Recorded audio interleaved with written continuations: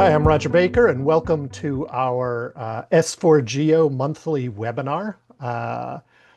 Our series brings together geopolitical risk professionals, folks from industry and corporations, scientists, academics, and other practitioners to help us gain insight into the relationship between international business and geopolitics. Today, I'm really happy to be joined by Dr. Andrea Colli, a professor of history and geopolitics at Bocconi University in Milan. And he has been working for quite a while on a geopolitical risk index project that he's going to talk to us about. Share with us a little. We'll have a chance to look at the ideas and the thoughts and the processes that go behind building these types of indices. One of the challenges we've seen and we hear very regularly from businesses is that geopolitical risk more often than not is presented in very qualitative terms, and companies need quantitative elements to be able to integrate into the way in which they actually structure and manage their business. So let me welcome Dr. Colli, and thank you for being here, and I will turn it over to you. Thank you. Thank you very much. So I will share my screen to show you immediately the website. But before, I would like to give a short introduction, a background. I started teaching geopolitics at the undergraduate level and the master level some years ago, I would say 3 or 4 years ago. This was a totally new subject in my university, which is a business school. So it's a bit, it's a bit strange. But soon the courses, both at the undergraduate level and the master level, became very popular. I have around 150 students in the master course and around 200 students in the undergraduate course. The undergraduate course is much more traditional because these are young people, but they are very much interested in understanding first the theories and the evolution of the geopolitical thought, which I do starting from the, let's say, 19th century. Then I give normally a section on new spaces of geopolitical competition. Sorry. And plus a series of seminars. Instead, the course at the master level is a completely different, has a similar structure, but with less historical introduction and with a section of new spaces of geopolitical competition, where new spaces are, I don't know, for instance, the Arctic or the rare earth minerals, all these areas in which countries, in certain sense, fight a war by other means, to use the title of the book. Then we have sections that are, let's say, dedicated to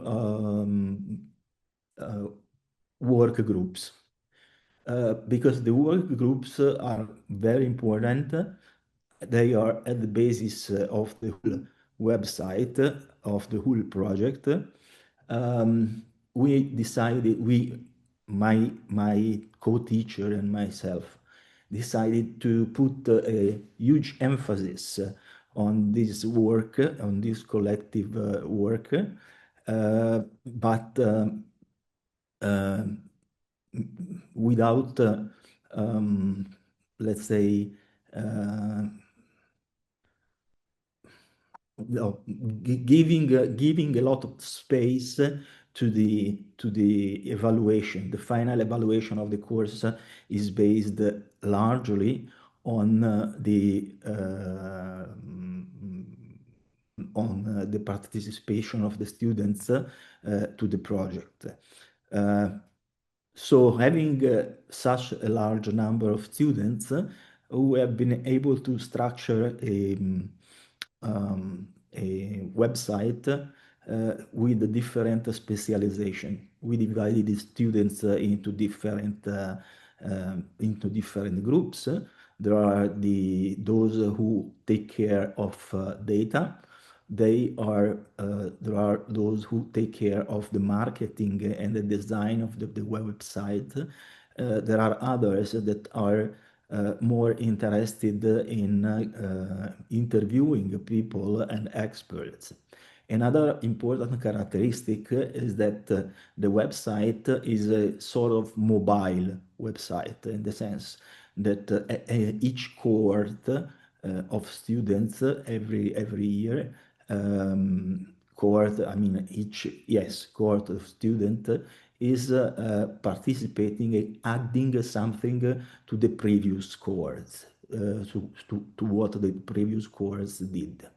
And this allowed us to enrich progressively the website and its structure, okay, that now I will show you. This is the the website, at least the intro. This is the introductory page, home. Here we have an introduction about while a geopolitical risk index is considered important. There is an interview to my to me, but I spare it to you. And is a brief description of the team that is working on this project. But the most important probably thing that can interest the audience is the way in which we proceed. First of all, we have an index that is a composition of sub-indexes, every one considered to be relevant in geopolitical terms. So the sub-indexes that you can see here, of course, you can see more in depth the content of each sub-index, and the reason why the sub-index is there is each section is giving a number, is assigning a number to a country. The other characteristic of this project is that we don't we don't use aggregate indexes created by, for instance, artificial intelligence or created by the text analysis, as other famous geopolitical risks indexes are done, but we preferred to have different kind of areas. Each one of them, you can see here, political risk, governmental intervention, globalization measure, conflict and unrest, geographical vulnerability, and geoeconomic dependency. And we put together, using databases publicly available, some indexes that are able to synthesize these kind of things. Each subindex is able to then be aggregate into a result page that you can see here, in which these numbers origin a map of geopolitical risk around in the world. There is not only the map, but there is also a ranking that shows you more in depth for almost each country in the world, and you can also go back around 20 years, the evolution of this geopolitical risk index. So it's possible also to have a comparative analysis of the evolution of geopolitical risk around in the world. So we offer a more fine-grained vision of the single countries and the in their own geopolitical risk position.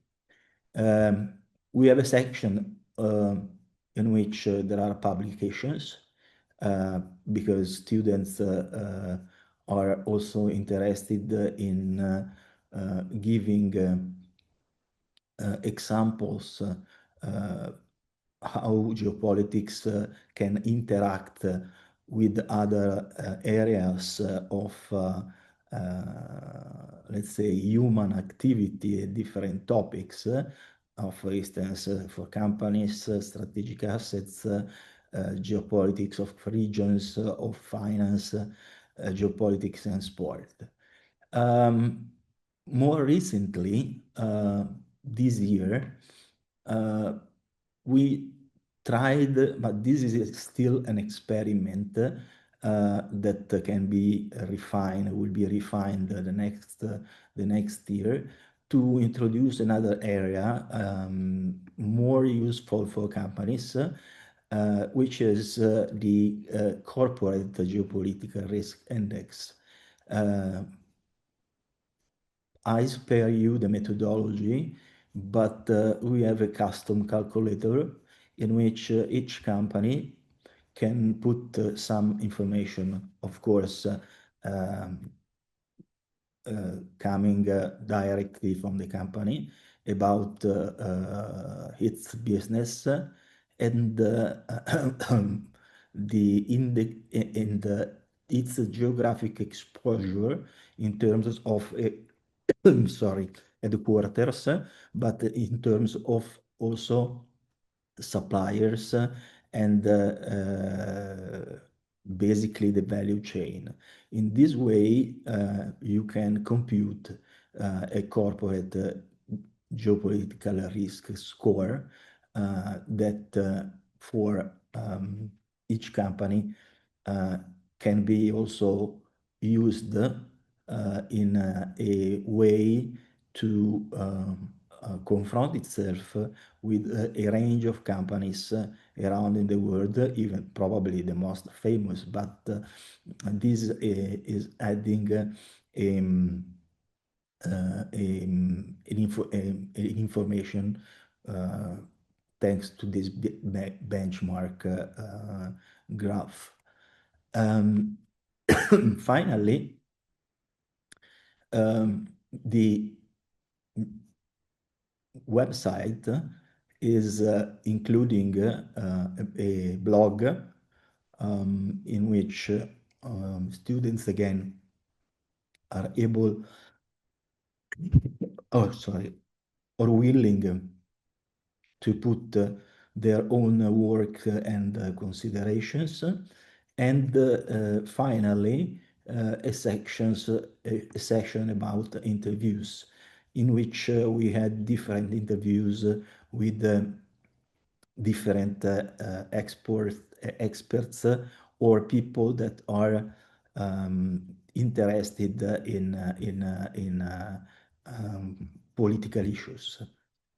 And this is something that you can also see on YouTube. More on geopolitics is a sort of let's say emphasis on the relevance of risk analysis for companies, for single companies. And finally, there is a section about us. About us, let me spend a few words, if it works. Um, about us means that we kept track. This is me and my co-teacher. We kept track of all the awards that we received at the university, but also the all the groups that in different years, as you can see, participated to the project. Because one important thing that I would like to stress is that this project is totally open. We don't gain any money from this because we don't want to use the, let's say, the efforts and the work of students to make money. And that's it. Is an open, free project.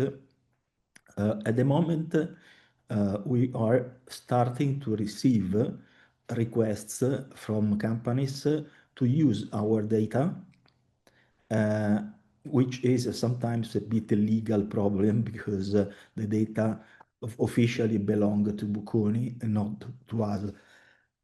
But this is a good example of how much companies would like need to have an instrument like this. Okay, that allows them to more with precision calculate the level of risk and geopolitical risk they are running. This is my presentation. I want to thank you for this. It's an interesting overview. I'm going to start, and for our audience, we will be taking questions. I'll be getting to them as we go. But I did want to start with a few ways for us to kind of look and discuss this. So I guess the first is, you said you've moved into the sort of the teaching geopolitics and looking at this application more recently. Um, what sort of drove the thought process of trying to build a comprehensive risk index? I know lots of people have tried to build these. There's a million different paths to building them. What were you looking to accomplish in doing that? And what lessons did you draw from other risk indices that you tried to take into consideration as you were building this out? Because we want we have a range of groups of students. Each one of them was interested in one component. Um, and so,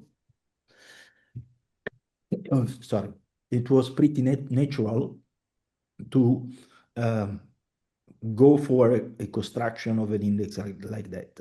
So to assign to each group of students one topic, and then ask them to develop a index or a sub-index and then put together all of them. When you chose the six sub indices that you're working with, what was the thought process that went into that? Were there things that came up that were excluded? Was there a lot of having some brainstorming and then finding that four or five ideas could fit into one indice? How did you think about those as the six that you use as your primary focal point? Honestly, at the beginning, we started with less, three or four. Okay. But then students suggested other components. For instance, now there is a student, a group of students that is thinking that we desperately need an index of exposure to cyber risk. So how much a country can be affected by cyber risk or the risk of cyber attacks. And this will be probably another component of the index that hopefully next year will enter the website. So So you see this very much as an evolutionary process, not a we figured it all out at the beginning and here's all you need to know.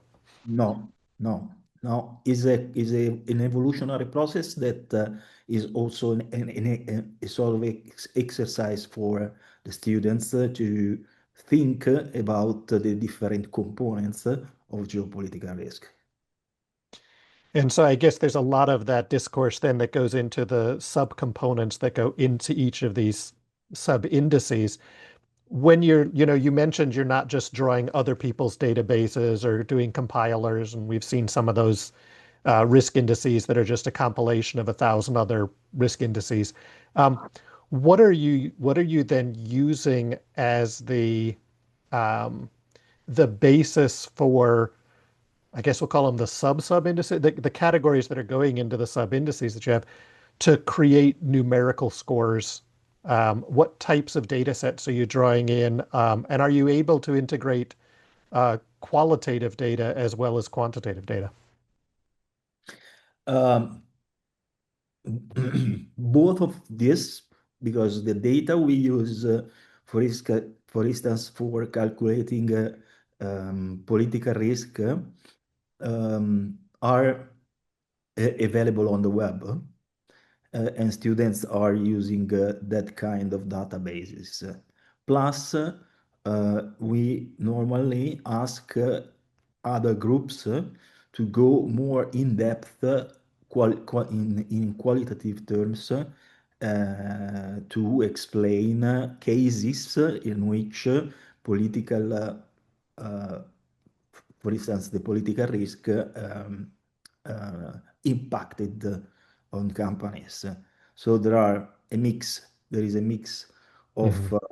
data search, data analysis, and case writing. As you've been doing this for a couple of years, have there been any cases where the the way the index comes out just doesn't seem to match the way you would have thought about a particular country's risk profile? No, honestly, I would say we were pretty good in forecasting situation, risky or problematic situations. Absolutely. Uh, and this is a proof of the fact that we are on the right road. It's difficult to the only thing that we want to avoid is that this project is directly attached to Bocconi. In fact, there is no reference to Bocconi on the website because I'm still a bit, let's say, dubious on the fact that next week the ambassador of the Azerbaijan will call the rector complaining about the low score of the country, you know? Right. Um, as you are working on this, one of the challenges that a lot of people have had is that the quantitative data is usually outdated, right? And risk is a forward-leaning concept. How do you, in this, work with the students to take basically sometimes 6 months, sometimes 1 year, sometimes 2 year old data and translate that into 6 month, 1 year, 3 year forward lean risk ideas? Um, so far, we have been able to find data which are pretty updated. If you look at the list, this is going back to the 2025. So 1 year ago, more or less. It's clear that it's very difficult to uh, have data which are exactly reflecting the contemporary situation. And this is something we can try to extrapolate, but it's very risky. It's a very risky business. Right. I mean, but that's the challenge for businesses, right? They we also have to they have to think forward as well as looking at the Of course, historical data. of course. Um, what are there areas of risk that you have looked at or potential components of indices you've looked at that you've decided not to include or that you have stopped including as you've been working on this project because you found them either difficult to have the numbers or that they weren't really affecting the real way of looking at these countries from a risk perspective? For instance, one area is the area of technological dependence that is increasingly important. So how much we should find the way to put into the index the degree of technological dependence that a country has from another country. So how much this is, let's say, a potential source of geopolitical risk. How do you define geopolitical risk? This is at S4Geo. One of the things we found is that there are 400 definitions. Nobody quite has brought it down. So, I mean, this is part of like one of the dialogues we like to have.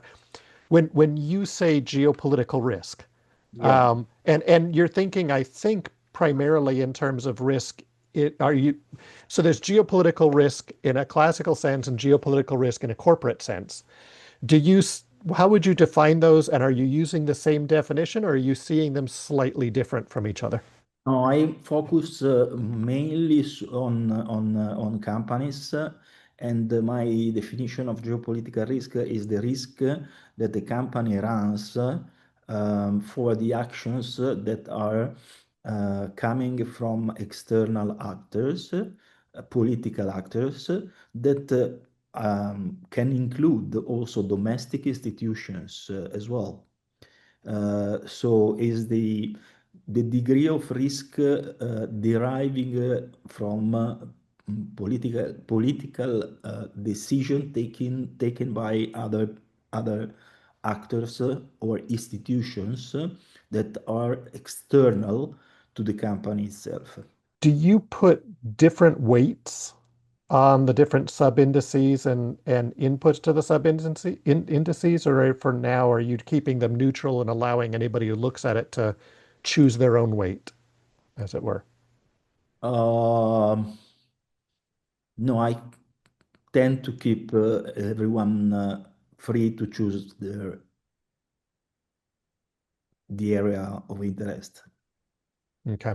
So yeah, I was just wondering because, in some geographies it might be that, from a numerical point they have the same number, but in one country realistically we should pay more attention to the political dynamics. In another country it's the regulatory. In another country it may be the military security dynamic, and wondered how you're The state, considering the way they express themselves differently in different countries. the state interference, for instance, um, that's included. Yeah, and I noticed you have that as its own category, government interference or state interference. What is the how did that evolve into its own category and not part of what would be normally thought of as political risk? Government intervention is some kind of internal political risk that is coming from domestic institutions. Then you have political risk that is coming from actors that are outside of the country and can in some way interfere or directly hitting the company or distorting, for instance, the global value chain that the company is using. So Okay, that two different things. yeah, that makes sense now. Now I see where the two different directions are coming from. So you have an internal and inside out focus, and then the impact of the international Exactly. cross-border components, and they interact with each other, but you can look at them in slightly different ways. Um, one of the questions that came up out of the audience in I notice you have a conflict and unrest in here. Is that where you put in things like military capability and capacity, or are you more only looking at disruption versus capacity for future action or defense? I'm looking more to disruptions for future actions. Yeah, Okay, definitely. but it's not, for example, doing an index of the number of tanks or or the size of the military that for this project you're not including those types of components. No, no, no. In the geographic vulnerability, what are some of the things you look at? Because again, from we have from somebody on the audience, classical geopolitics focuses frequently on things like how many borders do you have? What's the size and shape of your border? Are you landlocked? Are This, you maritime? this is part of the index, and particularly also the let's say how dangerous are your neighbors, because this is part of the index. If you Right. are isolated in terms of borders is one thing, but if you are inside a group of countries, this has an effect over the index. I'll paraphrase another question that's come in from the audience here.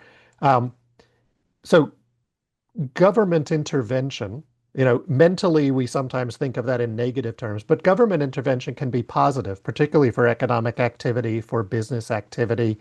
Um, how, in doing this, do you look at government intervention potentially as a net positive as opposed to a net risk? Can it be an opportunity? And what sort of indicators do you use to help identify sort of that continuum on the spectrum? Well, no, honestly, we are focusing on cases in which government intervention is negative or is harming the company, not helping the company. Um, or in part to the degree of, let's say, uh, one component of this is the level of protection. If a government is protectionist or not, this means that the company runs different degrees of risks. What about opportunity, right? So again, if the focus is primarily on the negative, how do you factor in, or how are the students factoring in here, um, net positive dynamics, things that are either changing from worse to better, or things that create new opportunities for business to be able to take advantage of it? Does that get calculated in here? No, because this is pretty about geopolitical risk in the sense of how I defined it before. So Okay. the risk for companies deriving from events or institutions or actors that are maybe domestic or foreign, but that,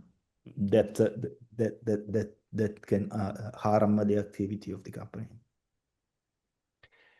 There's sort of a debate I've been engaged with a few people on building risk indices on the total number of factors and sub-factors that go into them. Some people argue that the more factors and sub-factors you put in, the better it is. Other people argue that the more that you put in, the less each one matters. Um, as you've been working on this and working on it with the students, and you're starting to get feedback from other people and from companies, um, where do you fall on that sort of discussion line, or what are the things that you look at to determine whether you're having so many factors that each one is only it washes each other out, or too few that you're just not getting the nuance you need? No, we are for the nature of the project, we are increasing the number of variables because this is part of the exercise that we do with the students. Since the beginning, we decided to diversify the quantity of potential sources of disequilibrium for companies' activity. And this was a didactic decision, basically. Have you put in any, I know this has only been operating a few years, but have you been able to look at whether certain factors are more substantial or more disruptive than others if people were to look and say, I only can pay attention to five things? Or is it different depending upon which geography you're operating in or which year we happen to be going through? Huh, this is a good question. No, we didn't. We stayed on the general description of the or the creation of the indexes without giving any different level of score to different factors. And this has been another way to make groups to work independently together without one group having more responsibility than others. What are the what what what what if any were the challenges you're seeing from going from your broad-based geopolitical risk index to the company specific um, index that you're currently working on developing? Are there what are the things that differentiate the two, and how do you help to bring that company specific aspect to play? This is an ongoing, an, on, an ongoing work.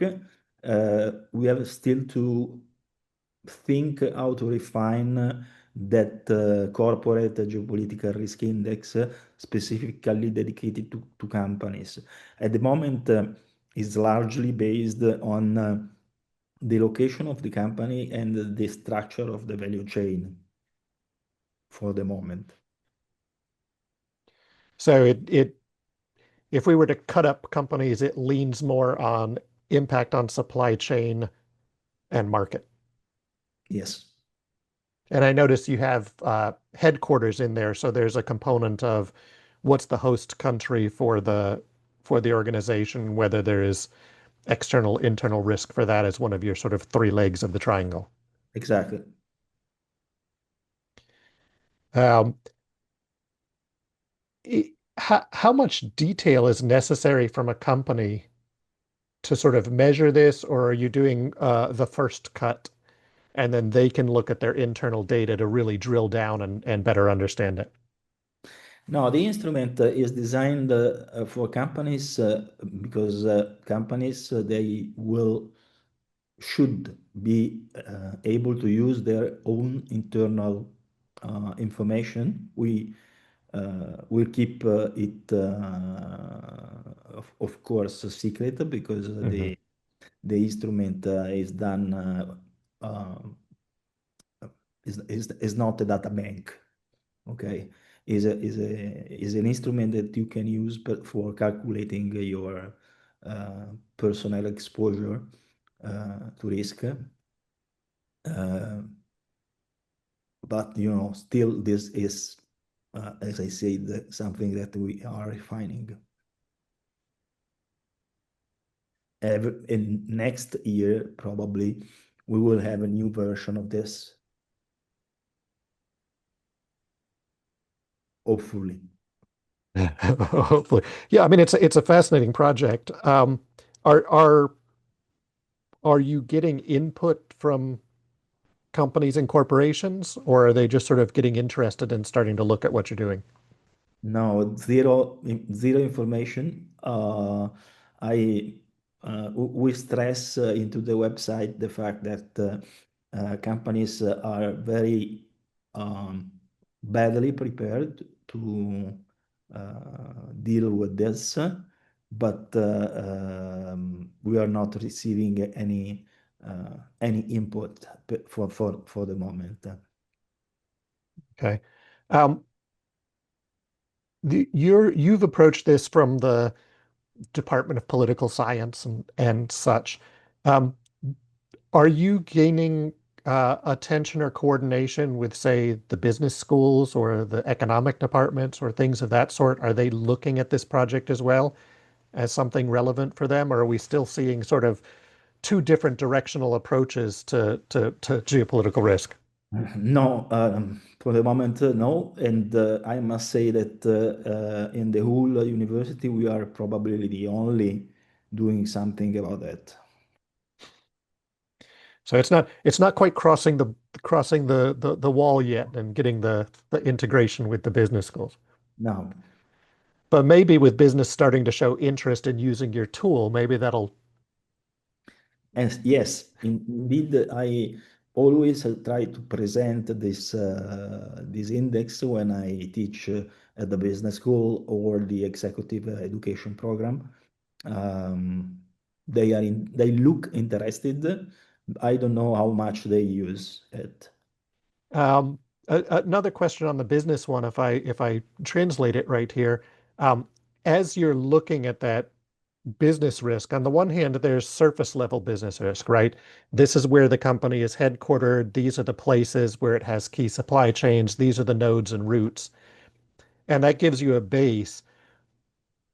Are you looking at ways to then integrate the next layer of data, which is how much moves through each one of those? In other words, I can be vulnerable. I can have three suppliers and I can be more vulnerable in one, but if that one only provides 1% of my goods and it's not critical, that vulnerability is minimal.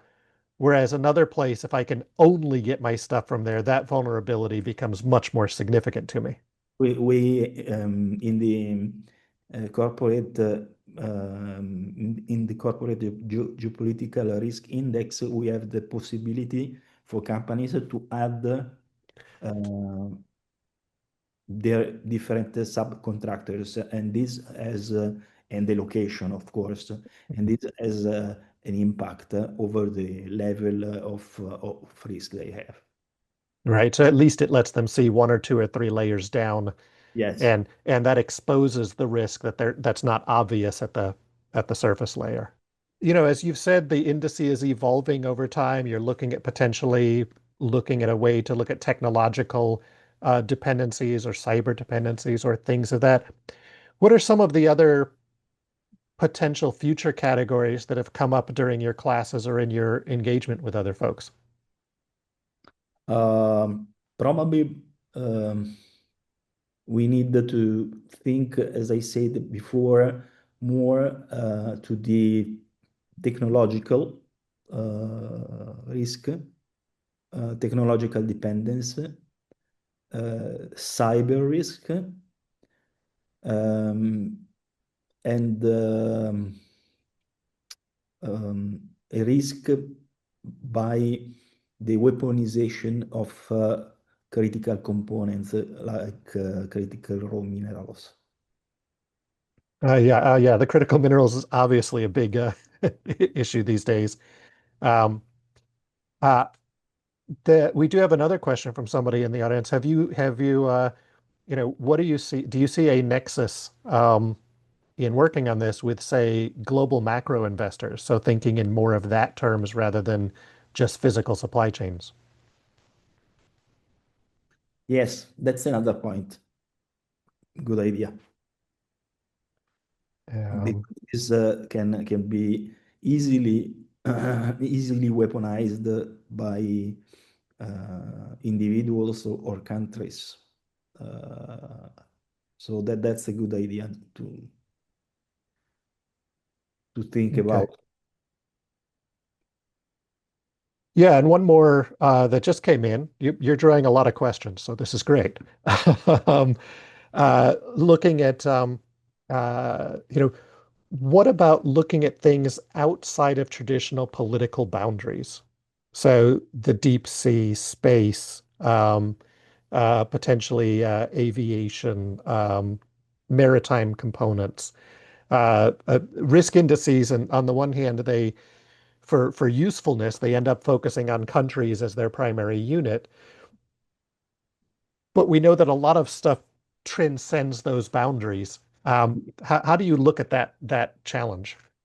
Well, at the moment, we have an index which is country-based, plus the qualitative parts, so the publications and the studies of the students that go in depth into these topics, Arctic, subsea cables,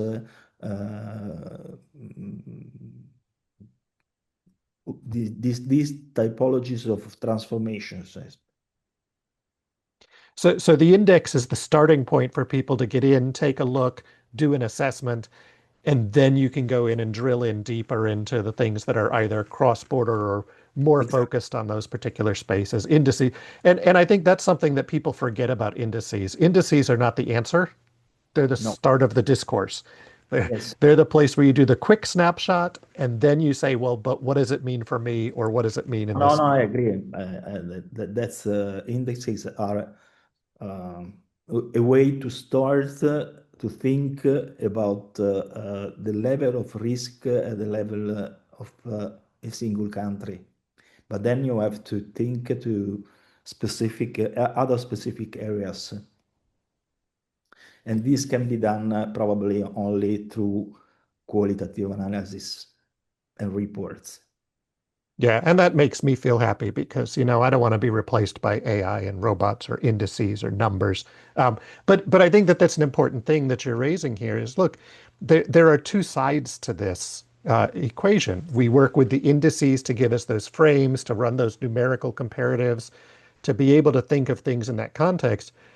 But then we also have to be doing the qualitative work to understand the more specifics, the more direct impacts, and to tease out some of the nuances that may not be readily available in the data sets that we have, but may be emerging in other ways that we won't see in the numbers, but we might see in other ways before. Indeed, we decided at a certain point when the students became numerous to create groups or focus groups on specific geopolitical problems that are not measurable through indexes. So now, if you go into the website, you will find a lot of this kind of materials.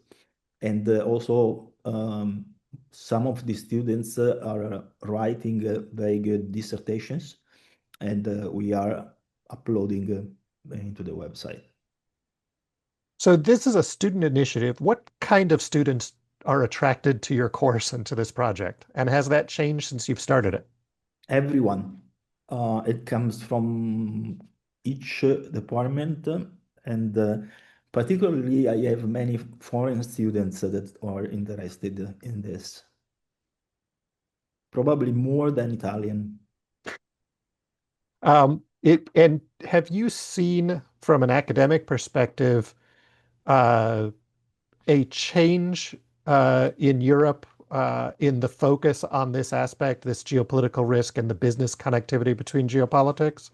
Has that been expanding or what are you seeing in the broader field? And the broader camp, I still do see some ignorance about this, particularly in Europe. Most European companies are doing business in Europe, um, and tend to feel themselves very much protected. Uh, Indeed, this is not the case, uh, because they are doing also business outside, and to feel safe into the walls of Europe is easy, but it's not very wise. So we're coming close to the end. I want to give you a chance to just, if we have folks who are looking at indices, looking to build them, looking to understand ways to bring that numerous, to put some numbers on these ideas of risks, what are some of the things that you've learned from working this project that might be beneficial to others trying to develop or pursue these skills? Which kind of number? Yeah. Well, there's the first question, right? I mean, part of it is you're building blanket risk, and then you're doing the qualitative component. So I guess for that first step, for doing that broad-based blanket risk. So I think you have to do both things, and as you said before, to use numbers as a first step, and then to go into qualitative things. And are you having any challenges with the reliability of the statistics that you're bringing in, or are you being very selective on the sources that you use to try to have a set layer of reliability?